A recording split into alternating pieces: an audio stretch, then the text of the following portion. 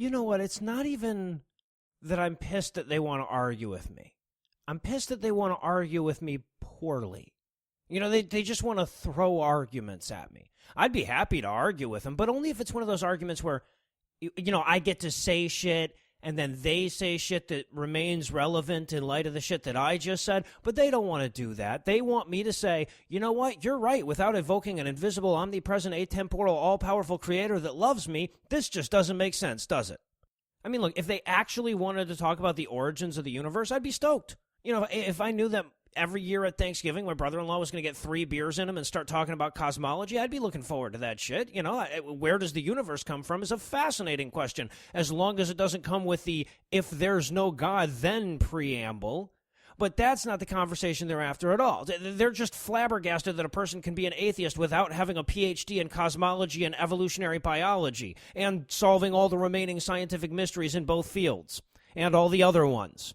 And also possessing the ability to fully explain those answers to a layperson in 12 words or less. So with apologies to all of our listeners outside the U.S. for whom this is just Thursday, and also I guess to those lucky few whose annual family gatherings don't include a 3 theological debate minimum, but the rest of us are in need of catharsis. In fact, I'd imagine at least a few of you are sneaking away from your creationist cousins right now and listening to this episode while you're pretending to take a shit in some desperate effort to maintain your sanity for the next 3 hours without screaming, "You worship a magic zombie carpenter, you fuck! Your neurons are ashamed of you." They tell people that they're somebody else's neurons in their dating profiles. If the aliens came, all the rational people would try to fool you into thinking there was a 50% off sale on Duck Dynasty merchandise at Walmart or something so you wouldn't be around to embarrass us. Just imagine if all of our arguments were that stupid. Imagine if every time a Christian told an atheist that they believed in God, we demanded a tweet-sized explanation of precisely how many angels could dance on the head of a pin, and then wholly rejected their worldview based on their inability to satisfy us with their answer. Now, look, I know that some Christians have pretty intelligent arguments. Well, I know some Christians have well-thought-out arguments. I just don't happen to be related to any of those Christians. The ones I get to spend the day with are more of the "then why are there still monkeys" variety. And even though I'm writing and recording this before Thanksgiving, I can already tell you exactly how it'll go down. It's going to be my brother-in-law first. I'm already going to be on edge because fuck the Lions and their inept bullshit. And he'll say, "So if you don't believe in God, where did life come from?" Now, the answer is, I don't know. Or more accurately, we don't know, as a species. Which is the most awesome answer in all of science. That's where all the fun theories and discoveries are, right at the threshold of our knowledge. But that's because the answer is, I don't know, so let's find out. Look, despite what Ken Ham would have you believe, we don't know isn't the same as we have no fucking idea. We have a lot of ideas. We don't have enough experimental evidence to say this is probably how it happened, but there are plenty of plausible theories to explain the various steps between chemistry and biology. We just don't know which one of them is right, or if any of them are right. But science isn't just flailing its arms yelling, "Where the fuck did all this biology come from?" They're doing science. They're trying to answer that question. And what's more, they'll succeed at it.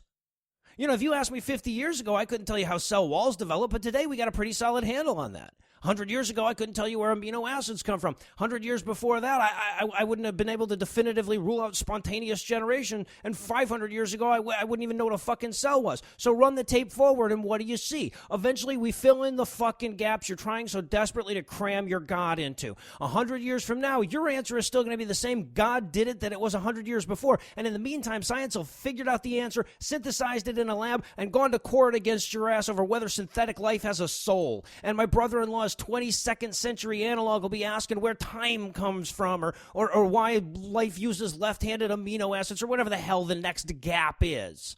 And that's what makes this so disingenuous. I mean, how thoroughly would I have to explain life's origins before my brother-in-law gave up on the God did it hypothesis? After all, look, this is a big question, and like all big questions, what he's really asking is a bunch of small ones with an economy of question marks. So how many of those small answers do we need to have? How big a gap between the stages do you need to fit a whole God in there? Because if answering your question won't change your position, then it's kind of pointless for me to spend the next half hour of my life trying to explain spontaneous formation of lipid vesicles in the prebiotic ocean, isn't it? And it's not like there aren't consequences to this God of the gaps bullshit. Using God to spackle over the holes in human knowledge isn't just intellectually dishonest. It also discourages inquiry. And even the most liberal apologist has to concede that, because the pursuit of knowledge does not give a fuck where you're hiding your superstition. And ultimately, it's going to be harder to fill in those gaps if they're all gunked up with a bunch of Jesus nonsense. I just finished Robert M. Hazen's audio course on the origins of life. Highly recommend it. But even in that academic medium, we have to waste several minutes and several lectures apologizing for the correct answer to where did life come from not being God's love. I mean, they act like God is the first runner-up in the shit we know pageant, but an answer with no explanatory power is worse than no answer. And the fewer unknowns that we have left, the more vociferously the theists are going to defend them. Meanwhile, cutting-edge science is often incredibly expensive, and a lot of it's publicly funded. So any population with a vested interest in not knowing something is going to cause a problem for the people trying to figure it out. Look, we all share that same deep-seated urge to know. It's baked right into our DNA. That urge that drives me to listen to audio courses about astrobiology is the same one that drives my brother-in-law to wave the question away with a quick sprinkling of mysterious ways. He needs an answer. You know, and the concepts at the cutting edge of origin of life science are crazy difficult to wrap your head around. So I'll freely admit that even forcing yourself to accept a self-contradictory concept like God is easier than actually learning shit. What's more, there are plenty of people offering to take that burden of inquiry off your shoulders for the low tithe of 10%. You know, they'll circumvent your natural curiosity, build a nice little compartment where you could imperfectly sequester all the shit you don't get. But at best, the compartment is imperfect because the urge to know is baked in. That's huge. And ultimately, the God answer is insufficient even for a believer.